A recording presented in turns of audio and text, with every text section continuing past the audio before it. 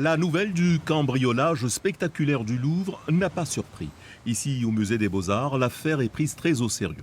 En septembre a été mis en place un centre de coordination technique qui permet une supervision des systèmes d'alarme et de vidéo des différents sites culturels, dont le musée des Beaux-Arts. On a doublé le nombre de caméras. On avait 150 caméras, on est passé à 300 caméras.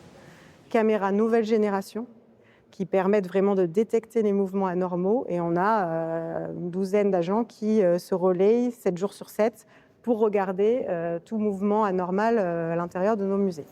Reste à trouver l'équilibre entre vigilance et accessibilité. Le musée, qui a accueilli près de 120 000 visiteurs en 2024, veut éviter de transformer l'expérience culturelle en parcours de contrôle.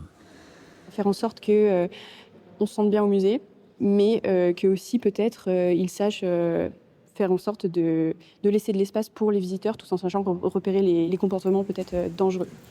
Le musée emploie une cinquantaine de personnes, dont une dizaine d'agents de surveillance. Tous bénéficient d'une formation régulière aux procédures d'urgence.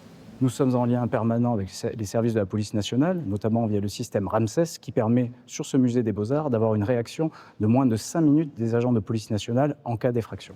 Le vol n'est pas le seul risque. Les incendies, le vandalisme restent les dangers bien plus prégnants. Un plan de sauvegarde des biens culturels recense les œuvres prioritaires à évacuer et les protocoles à suivre lors d'un sinistre.